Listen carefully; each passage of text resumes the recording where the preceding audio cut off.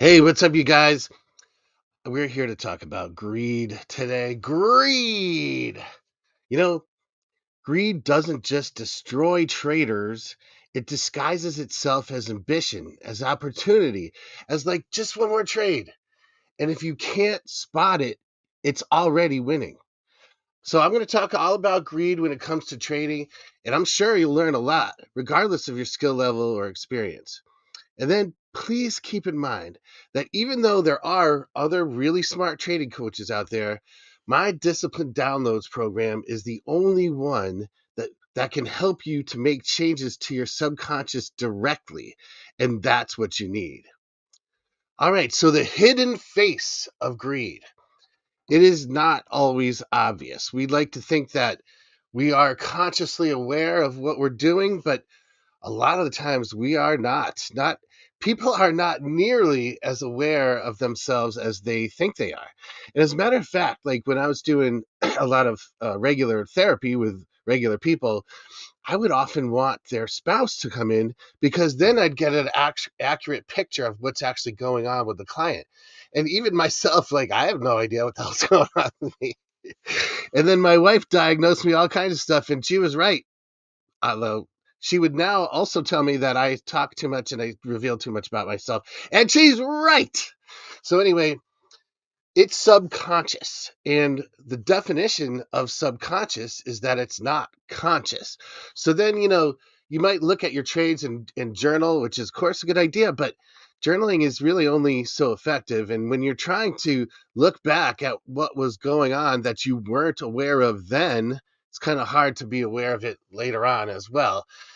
Greed just happens. And I mean, sure, sometimes it's like just from overconfidence, but a lot of times it has to do with fear and anxiety.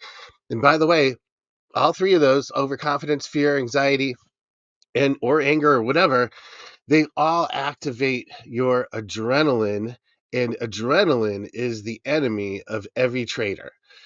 And so I had developed a term called adrenalized, and my therapy that I came up with, which is, I don't want to say therapy because that's kind of a bad word for some people, but the technique that I invented is called de-adrenalization. So then when I discovered trading psychology, I was like, oh my God, I got the perfect thing. If you are full of adrenaline and you're trying to calm yourself down, you're trying to stay within your rational mind. And by the way, that's what I didn't say. When you're in your fight or flight brain, your logical brain is designed to go offline. It's designed to be impossible to ignore because evolutionarily, we are supposed to be acting or reacting in that moment. So, any type of adrenaline is going to be the enemy of any type of trader because it takes you out of your rational mind. Of course, you do need your emotional fight or flight brain so that you will have intuition and hunches, but if you have too much of it, which is easy to do, then it takes over. It's not good. If you're trying to de-adrenalize yourself, it's not necessarily going to work all that well because even though all the other coaches say, well, just do that, just be rational, just be rationally detached, it's not easy. And if you're trying to tell somebody who's full of adrenaline that they need to calm down, you might as well be trying to tell somebody who's full of alcohol that they should just be sober. You can't just think sober thoughts and then all of a sudden be, you know, I tried it. Okay, I've tried it. It doesn't work. All right. So, greed often feels like optimism or confidence, or it's just like, I just want to make the most of a good setup. But greed often wears the mask of good intentions, and it can be really difficult to tell. It's so dangerous in trading because markets are unpredictable and you can't will an outcome just because you want it so badly. It's not like the movies. It's not like Rocky where he just decides that he's going to be going from a bum to a champion. Life isn't like that. And even well, okay, so life isn't really like that, but other areas of life besides trading are a little bit like that because hard work, you get rewarded for hard work. You get rewarded in your life for trying harder and for wanting it more and making it happen. Make your own luck. as people say. Well, it doesn't work with trading. You can't just try harder. If you try harder, you're going to mess the whole thing up. And that's why for my ebook, I called it Don't Try Harder, because adrenaline is just going to get in your way. So, of course, greed blinds you to risk, and it leads to overtrading, ignoring stop losses, doubling down on losing trades. It breaks the discipline that trading systems rely on. There is a difference between greed and hunger. So, greed shortcuts preparation. It says, I don't need rules. I'm going to get rich now. Like, it's sort of like dating, though. If you come on too strong, and if you want it so bad, then she's not going to like that, or whoever it is that you're trying to date. You got to care but not care. Like, if you go on a date and you don't care, you're not going to it's not going to happen unless you're in high school, because high school girls are crazy. But well, all right, no, don't cancel me over that. Anyway, if you don't care, you're not going to put your best self forward. And that goes for any type of activity. If you care too much, you're putting way too much pressure on yourself. You're coming on too strong, and you're getting into your adrenalized brain, and that's not where you want to be. All right, so hunger is what you want, and you need to be able to tell the difference between greed and hunger. Hunger drives you to learn and to prepare and to stick to your system, but not trying too hard at any given moment, and being able to stay within yourself. So that's real hunger versus greed. And it's really kind of about the intrinsic versus the extrinsic. So intrinsic motivation is where you do something because you like it and because it's fun, and that's it. You're doing it to do it. Where extrinsic is for the external rewards. And so many people make their vision boards, or they visualize success, and then they have to have a fucking nice car and a beautiful house on the beach and all this other, like, trappings of wealth. But really, what you need to get into, in my opinion, is like the fun of it, like, not fun in terms of like, oh, I hit a home run, I totally made the most out of this position, and I squeezed every dollar out of it. That's trying too hard. If you're having fun, like, just, it's like a puzzle, and you're doing a puzzle and then you win, like, that's nice. And the way to tell is if you're in a flow state where time just seems to pass, that means you're in the zone, you're doing it right. So, greed floods the brain with dopamine before you've earned anything, and it creates impulsive and compulsive behavior, whereas impulsive is doing things where you haven't really thought it out. And then compulsive is when you're doing something against your own will. And that's really kind of what happens with traders, isn't it? I mean, sticking to your own plan is so difficult. It's like dieting. And what you need is not yet another diet plan. You need to stick to it. And it's not just, well, try harder to do that. You have to set yourself up for success. And that's exactly what I do. There's so many studies out there that show that emotion clouds your reality, and we really are not anywhere near as in charge as we think we are. The brain always sacrifices accuracy for certainty. We have to feel like we know what's up with life. We have to feel like we know the rules, and that we can protect ourselves and we can thrive. And it's not necessarily that true. I mean, well, anyway, back to the studies. Like, if somebody's in a good mood, you're going to see the past differently, you're going to see the future differently, and you're definitely going to make decisions in the present differently. And by the way, like, if you're bipolar and you're watching this, you got to take your meds, man.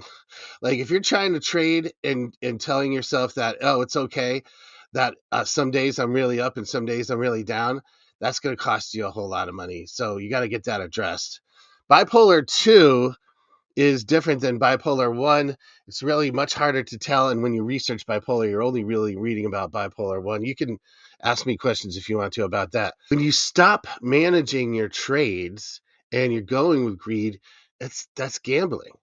So the whole cycle of greed is like you have a big win that leads to euphoria, which then makes you overconfident. Then you take bigger risks. And then you crash, and then you have shame, and you feel bad about it. And by the way, guilt is when you feel bad about something you did. So you have guilt, but shame is when you feel like a bad person. And of course, I'm sure that a lot of you guys out there have felt that as well.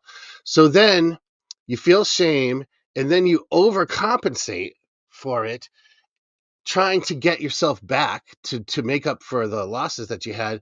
You make desperation trades, and then maybe sometimes you'll have a big win and the whole cycle repeats, and you get euphoric and then overconfident and all that stuff again. And I mean, I think that the worst thing that can happen to a trader is when they get rewarded for bad behavior.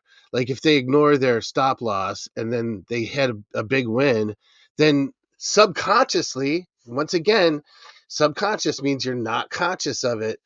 You are wired to be more to go off your script and to break your own rules. And that's really bad. I mean, yeah, there's all kinds of studies about that. So most traders don't even realize that they're in this loop until they've wiped out their account. And even if you're journaling, it's really hard to just take a big step back and see yourself rationally and from that perspective. Okay, so let's go with some signs that you are trading with greed, even if you think you're not. Do you justify breaking your own rules? Well, anytime anybody breaks their own rules, yes, they are justifying doing that. Um, I, yeah, I'm trying to lose weight, and there's been a whole lot of reasons I came up with.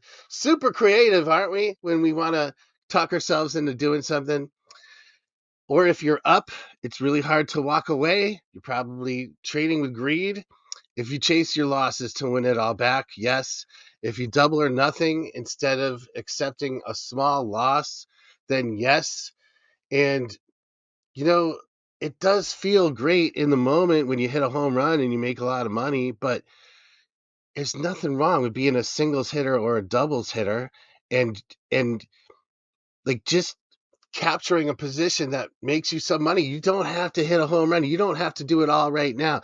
You don't have to try to win the game with a grand slam every time you're up there. There's the myth of this one big trade, like the fantasy of just meeting your goals like much faster than you would want to. And then, of course, our society loves those stories of like the prodigies who just have talent. They're born with talent, right? Like Michael Jordan, he never had to work for anything at all. He had tons of talent, and then he just walked onto the court and dominated everybody and became and was the best player ever. I'm joking about that because he had to work his ass off just like everybody else did. Like very few things in life are there real prodigies who don't have to work. Like maybe Mozart when he was 7 years old, he wrote his whatever, you know what I'm talking about. Social media definitely fuels greed, and you see all these other people having big wins. It makes you feel like you're falling behind. I can't stand that. I think people are really hurting other people when they only are posting their wins and they're not posting anything else. And I don't want to be crude here, but when you see somebody who's on a yacht and they're talking about how they made so much money before breakfast, that's just masturbation. It's public masturbation, and they're expecting you to be cheering them on. Oh, wow, look at you. Yeah, you really fucking did it today. You jerked off in such a great way, and now we're all celebrating you for it. And why am I not doing that? I you gotta if you're an influencer, I think you really do have to post your mistakes as well. So one thing you can do to fight greed is to visualize success. But what I mean by that is not what you think. When people try to manifest or like use the secret or they try to picture success, you're not picturing the market going your way. That's just luck. You're not picturing money coming towards you. What you should be doing is visualizing you making the best use of your own talent. And what that really includes is you're walking away from a hot streak before you have the inevitable downfall. You really have to key in on celebrating for yourself. And this might be hard for some people, like much harder than you think it would be. You really have to key in on rewarding yourself and celebrating and feeling good about walking away from trading too much. You have to really see that as a win. Even if at the end of the day, if you're red, you still got to feel good about not losing more. I mean, people have many green days and then they lose it all with one red day because they get too adrenalized. And if you can avoid that, you won. You won. So you should feel good about that. Willpower alone does not work because in the heat of the moment, willpower collapses. You need subconscious conditioning, like through my system, discipline downloads. It wires you to be successful. It's not something you have to try so hard at or keep remembering. So, like, I'm not saying like all those other coaches, you just really need to stick to your system. You just got to make sure you do it. Just try so hard.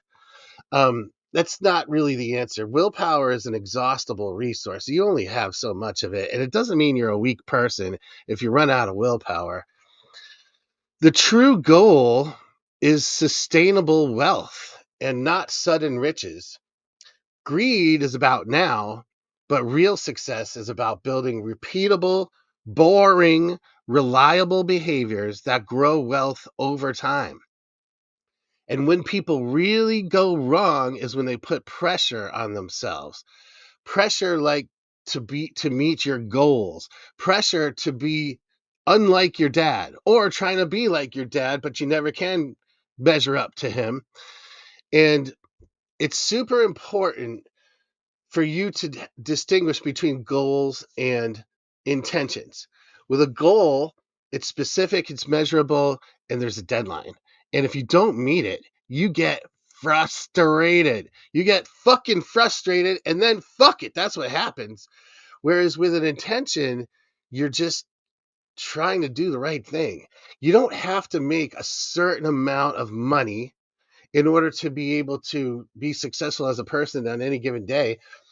Like maybe you want to take care of your family, or maybe you're going to get married, or maybe you want to retire by a certain age with a certain amount of money. And if I don't get it, I mean, you know what I'm saying? Like you can't just.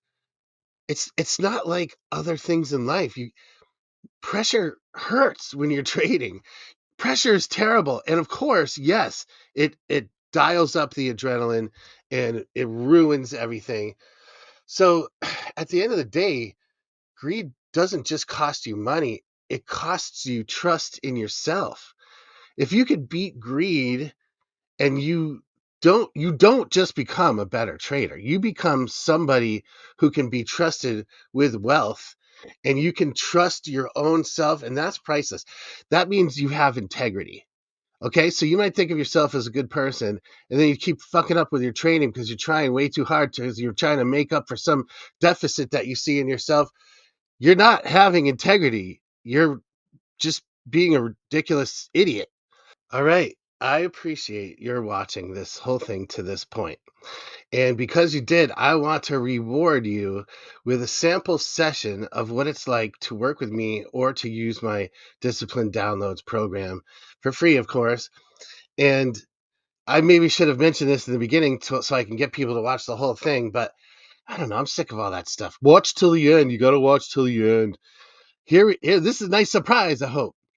So, what you need to do is to have your head close enough to your screen so that when the ball moves back and forth across the screen, your eyes are moving pretty much all the way back and forth. And this is really going to be cool. I think you guys are really going to like this because it's going to help you to access your subconscious brain. And, like when you have an aha moment, like if you're with a coach and the coach's logical brain is talking to your logical brain, and then in your emotional brain you're like, oh yeah, that makes sense. Like that's great, isn't it? Well, what we're doing now is I'm creating the conditions for you to talk to your own emotional brain directly, and the aha moments come one after another after another. So that's how this whole thing works. What you need to do is move your eyes back and forth, and if it's a little like difficult for you to watch the ball and to think about what I want you to think about at any given time, then just notice that and your brain will correct for itself. So for the first exercise, we're just going to do a warm up, and I'd like for you to watch the ball as you're moving your eyes and just try it on for size.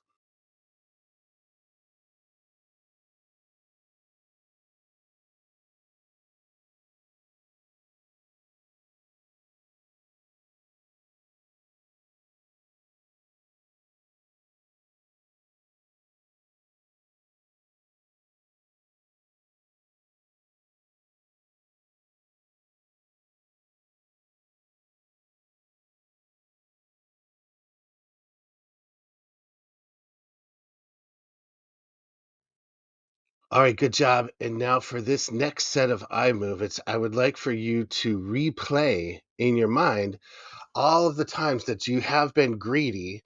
And what does that feel like? What does that feel like in your body as you watch the ball?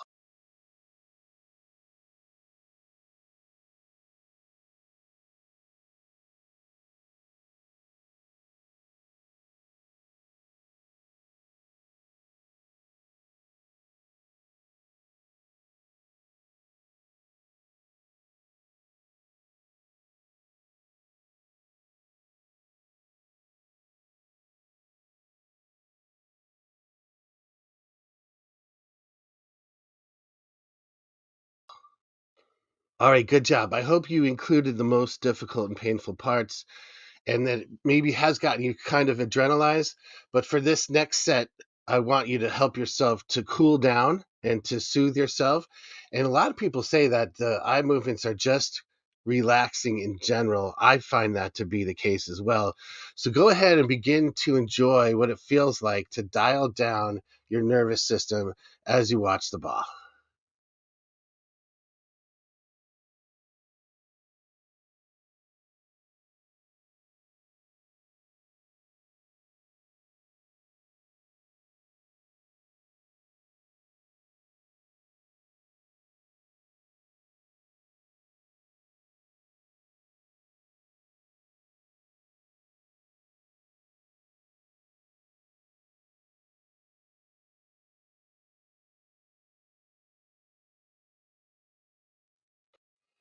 All right, good job. So I would imagine that to this point, you have had some interesting insights and maybe even some revelations and hopefully some aha moments just from creating the conditions for you to take a look inside yourself. And for this next set of eye movements, I'd like for you to just kind of see what pops up for you in terms of what you have learned from this video. I hope you had some aha moments just from watching it, but now let's really kind of cement them into your subconscious. By the way, that's what I do, like I help coaching stick and then it's in you. You don't have to practice it, it's just in you. So, once again, what did you learn from watching this video? Just see what pops up into your head.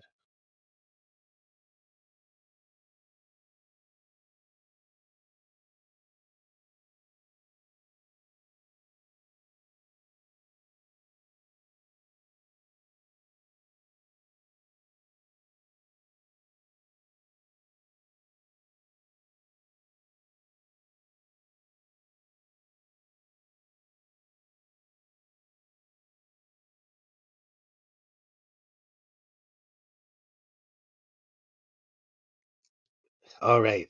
So now for this next set, and there's only two more, so you don't have to spend too much time. This works really quick, but this is just a bare bones, version of what I really do. Like the what I do is much more involved.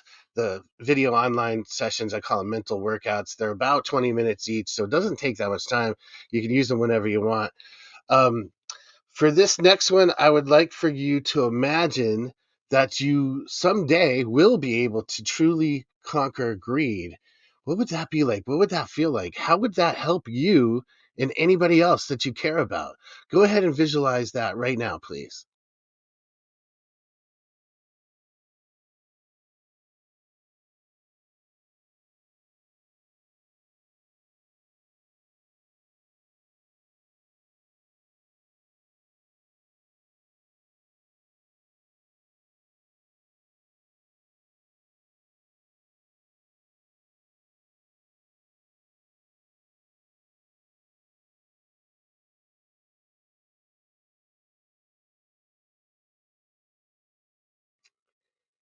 All right, so I hope you're feeling pretty good as you have just imagined how you could be successful, or at least how greed wouldn't be costing you so much money anymore. And then for this last set, I would just like for you to picture how you would like to be in the future, how you would like to deal with greed in the future, because there are going to be times in which you're going to be tempted. And I don't even want you to think about, well, how am I going to, how do I think I'm going to deal with it? Picture how you want to deal with it. Okay. So watch the ball and enjoy yourself.